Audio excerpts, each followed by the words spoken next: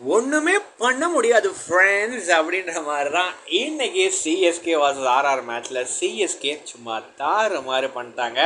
வேறு லெவலான ஒரு மேட்ச்சு இன்னைக்கு. சிஎஸ்கே ஒரு டாமினன்ட். சிஎஸ்கே அவ்வளோதான் முடிஞ்சுன்னு நினைக்கும் போது இல்லை, ஸ்டார்டிங் கொஞ்சம் தடுமாறினாலும் நாங்கள் ஒரு வெறியான கம்பேக் கொடுப்போம் அப்படின்னு சொல்லி மாசா பார்த்தீங்க அப்படின்னு சொன்னால் சிஎஸ்கேல எல்லாருமே சும்மா பிரைட்டாக வந்து ஷைன் ஆகிட்டு இருக்காங்க. சொல்ல போனோம் அப்படின்னு சொன்னால் ஆயுஷ் மாத்திரை போட்டு சும்மா வெளுன்னு வெளுக்கிறார் மனுஷன். கண்ட்ரோலே பண்ண முடியாத அளவுக்கு எக்ஸ்ட்ராடனரியான ஒரு பெர்ஃபார்மன்ஸ் ஒன்று கொடுத்துட்ருக்காரு. அந்த பக்கம் சஞ்சு சாம்சன் ஸ்டார்டிங் லைட்டாக வந்து ஸ்லிப் ஆயிடுச்சு. அதுக்கு என்னென்னலாம் பேசுனீங்க, எந்த ஒரு செஞ்சுரி வாங்கினியா, அந்த செஞ்சுரி அடித்ததுக்கப்புறம் ஒரு கான்ஃபிடென்ட்டில் உள்ளே வந்து மாஸ் காட்டினார் பாருங்கள். ஃபஸ்ட்டு பாலே 4, செகண்ட் பாலே ஒரு 4, அடுத்தது ஹாட்ரிக் 4 போடு, இதுதான்டா அடி அப்படின்னு சொல்லி சிஎஸ்கே ஃபேன்ஸுக்கு ஒரு மிகப்பெரிய கொண்டாட்டம் அப்படின்றதான் சொல்லி ஆகணும். முக்கியமாக வந்து ருத்ராஜ் கைக்வாட் இன்னைக்கு ஓரளவுக்கு சரியாக ப்ளே பண்ண முடியலை அப்படின்னாலும் சஞ்சு சாம்சன் மற்றும் ஆயுஷ் மாத்திரை சும்மா அடி வெளுத்து எடுத்துட்டாங்க அப்படின்றதா சொல்லி ஆகணும். அதை தாண்டி டிவால் ப்ரீவியஸ் வாத்தலை உன் ஆட்டத்தை பார்க்க தான் காத்திருந்தோன்ற மாதிரி அவருமே வந்து ஒரு டீசெண்டான ஒரு பெர்ஃபார்மன்ஸ் ஒன்று கொடுத்தாரு.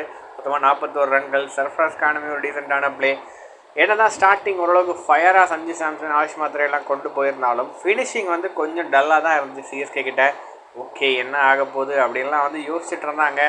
பட் இது சிஎஸ்கே, இது சேப்பாக், இந்த ஒரு இடத்துல நாங்கள் 200க்கு கம்மியாக அடித்து டிஃபெண்ட் பண்ணி காட்டுறோம் அப்படின்னு சொல்லி சிஎஸ்கே இன்றைக்கி டாமினேட் பண்ணியிருக்காங்க. இந்த ஒரு ஐபிஎல்லில் 200க்கு யாருமே டிஃபெண்ட் பண்ணதில்லை. சிஎஸ்கே மொதல் அணியாக பண்ணுவாங்களா அப்படின்ற ஒரு கேள்வி எழும்போது அதெல்லாம் சப்பா மாற்று சால்ட்டு வாட்டன்ற மாதிரி சிஎஸ்கே தாறு மாறு பண்ணியிருக்காங்க அப்படி தான் சொல்லணும். அனுஷ் கம்போஜ் எக்ஸலண்ட்டான ஒரு பவுலிங் ஸ்பெல். கலீல் அகமது அவருமே வந்து எக்ஸ்ட்ரானரியாக வந்து பவுல் போட்டிருந்தார். முக்கியமாக இன்றைக்கி வந்து ஷைனானது பார்த்தீங்க அப்படின்னு சொன்னால் Noor Ahmad back to back wickets எடுத்து பார்த்தீங்க அப்படின்னு சொன்னால் மிடில் ஆர்டரே கொலாப்ஸ் பண்ணிட்டார் அப்படின்னு தான் சொல்லி ஆகணும்.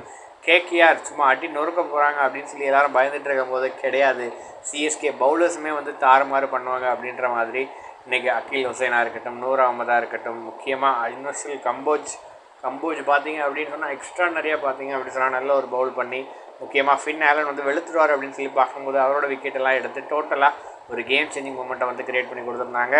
டோட்டலாக சிஎஸ்கே பவுலர்ஸ் எல்லாம் ஒரு வெறுத்தனமான ஒரு பெர்ஃபார்மன்ஸ் ஒன்று கொடுத்து இன்றைக்கி அவங்களோட 2வது விக்டரியுமே பதிவு பண்ணியிருக்காங்க. ஸோ சிஎஸ்கே எங்கேயும் போகலை, வி ஆர் கம்மிங் பேக் அப்படின்றதான் சொல்லி ஆகணும். எக்ஸ்ட்ராடனரியான ஒரு பெர்ஃபார்மன்ஸ் சிஎஸ்கே ஃபேன்ஸுக்குள்ளே மறுபடியும் ஒரு புத்துணர்ச்சி வந்திருக்கு அப்படின்னு தான் சொல்லணும். ஸோ சிஎஸ்கேவோட இந்த ஒரு விக்டரியை பற்றி என்ன நினைக்கிறீங்க? ஸோ பேக் டு பேக் அடுத்த மேட்ச்களுமே வின் பண்ணி ஒரு மாசான கம்பேக்கில் கண்டினியூ பண்ணுவோமா? உங்களோட கருத்தில் என்ன இருக்காங்க நம்மளை பதிவு பண்ணுங்கள். முக்கியமாக இன்றைக்கி சிஎஸ்கேவோட ஒரு டாப் நாச் பிளேயராக யார் நினைக்கிறீங்க? முக்கியமாக ஆயுஷ் மாத்திரையோட அந்த கம்பேக்கெல்லாம் வந்து ஃபியர்லெஸ் கிரிக்கெட் அந்த தான் சொல்லி ஆகணும். எக்ஸ்ட்ரானரியாக ப்ளே பண்ணது பற்றின உங்களோட தாட்ஸ் இருக்காங்க நம்மளை பதிவு பண்ணுங்கள். நன்றி.